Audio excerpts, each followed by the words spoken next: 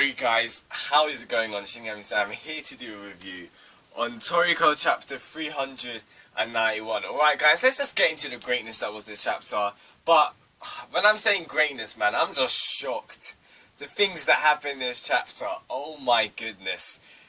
Acacia / Neo, whatever you want to call him, Neo. I'm calling him Neo in this chapter because the way we've seen him act in this chapter, it's pretty much confirmed that Neo has taken over the dominant control. So Neo just went manic, just went destroying everyone, and I was just like, oh my goodness, this is crazy.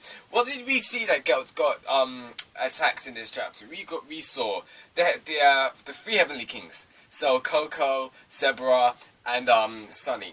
We saw Darius, Wolf King Genis, Deer King, Crow King.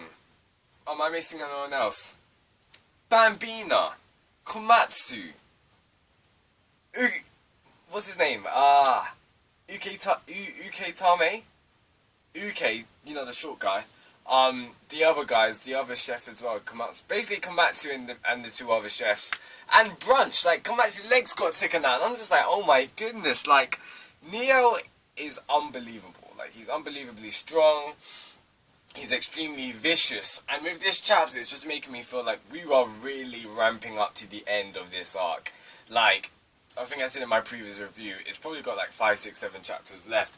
Now, there's a lot of theorizing which is going to happen in this video. And we see this chapter start up with Ichiryu. Now, I'm really hoping that Mr. Toshi brings Ichiryu back into the fray. Now, I don't know if Ichiryu's going to come back alive, like come resurrected again, because we do know like he kind of doesn't want to. He kind of feels like he's at peace. But I do hope his input from the soul world is going to be extremely monumental. Like, I do hope he's going to be doing a lot. And it'll be pretty cool to see him, and you know, like, even though in his death, because I do feel like his death was a bit premature.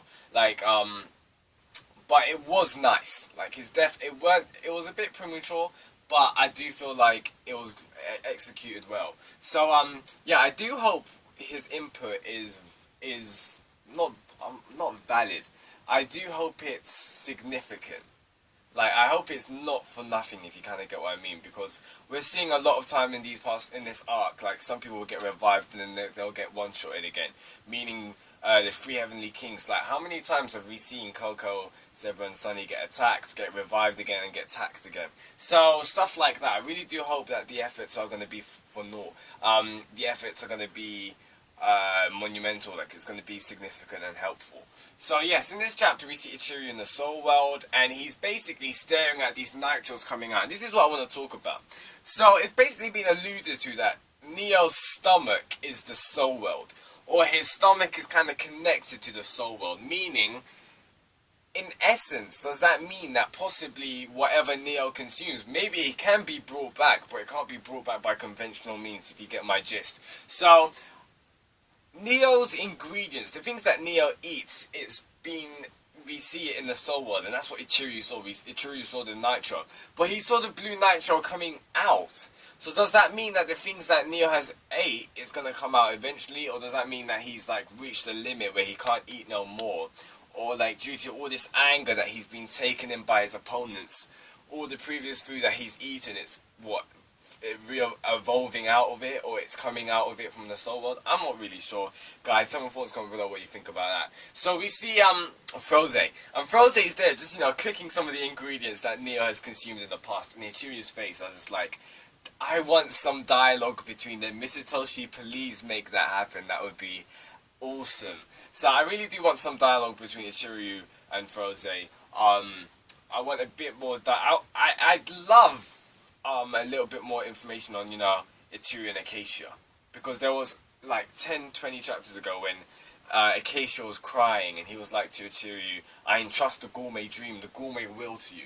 So a lot of stuff like that is a little bit iffy, but now we see Froze cooking these ingredients. Now, does this mean that Froze's cooking of the ingredients, they come back from the soul world, they come back alive, they come back from Neo's stomach? Or does this mean Froze's input in the cooking is going to be maybe crucial to the defeat of Neo? I'm not really sure. We'll just have to find out in the next couple of chapters. But I'm thinking, if I had to theorize, if I had to go out on a limb right now, I'm thinking that the defeat of Neo is going to be contributed by Ichiryu and Froze. And so that would be really cool if that happened, because I really do like, even though from their death, they're still doing things. And it's pretty cool, because if you think about it, at least Mr. Toshi's not bringing them back from the death, because if they brought them back from the death, then those characters, when they did die, would have been less impactful. So at least in their death, they're still doing things, like their characters still relevant in this series, so I really did like that. So yeah, the action in this chapter was madness, and it just gets me so excited, because we still have, when Toriko's not at full strength, he's not even using Blue yet. Or the third. Let me not even talk about the third in this chapter, man. Let me not hype myself up too much. But yeah. So we see Toriko, and Toriko, he's just like basically what happens in this chapter. Neo bites Toriko, and Toriko goes, "You bite me, I'll bite you back." And Toriko just takes a massive chunk out of him. So I really do find that funny, and I still find it hilarious the fact that Neo is Toriko's meat dish. Like, I find that so disrespectful. Can you imagine? That's your opponent, and be like, yeah, you're going to be my meat dish. So obviously, Acacia is extremely triggered by that. But we see from this chapter, it's pretty much Acacia's no more. Now, when I'm saying no more, don't read too deeply into that, because I do feel like Acacia's still alive, but I do feel that Neo has taken dominant control. So in the next chapter, or the chapter after that, I don't think we'll see Acacia in control anymore. So you may not even see Acacia, using dialogue, not even talking. It may just be a rampaging beast, like we saw him do in this chapter when he was eating Deros. I did like what Deros did, though. Deros put his tooth straight through Neo, so it was a good way to die out. But I'm a little bit sad, I'm not going to lie, the way the 8 Kings have been dealt. Because obviously, in the next arcs in the future, Toriko, they've gone above the 8 Kings level, so there will never be like an arc where we could be like, oh yeah, are we gonna see a showdown between the 4 Elite Kings and the 8 Beast Kings? Because that wouldn't really correlate, because Toriko has kind of surpassed them in strength. But I really did enjoy seeing all of the 8 Beast Kings, see all of them having some teamwork with what's his name, this guy there, using the back channel to fasten up Joey King Darius' beam. So I really did think that was awesome. I just can't wait, man, to see when, Blue or the third demon comes out, because that would be phenomenal. But yeah, this chapter was pretty cool. I really did enjoy it. I'm excited for what's going to happen next, because especially I'm more intrigued with the Soul World and the Nitros and just the things coming out. Like, what is Froze's input happening right now? So we saw at the end of the chapter, obviously Toriko was just like, you're going to know my full course of rage. So Toriko's going to go full at it next chapter. It is going to be hype. So I cannot wait for that. I really do like Pear's input. I feel like my viewpoint of the way I think about Pear right now has kind of been, it's decreased a bit. And I mean it in a way of, when we first found out about Pear, or when we saw him near to the start of the arc, he was like so evil, so haunting. But it's kind of really like, it did bring a bit of feels when he had that flashback of how he remembered his brethren, his comrades, you could say, being eaten by Neon. We saw that fear that Pear was feeling. So a part of me feels like I don't want Pear to die. And I hope Pear doesn't die at the end of this. But I'm really excited nonetheless. So guys, please tell me in the thoughts comment below what you thought about this chapter. This is Shinigami-Sam, and I'll see you next week for that greatness that is Toriko Chapter 392. Please tell me your thoughts on the possible deaths or the possible injuries in this chapter.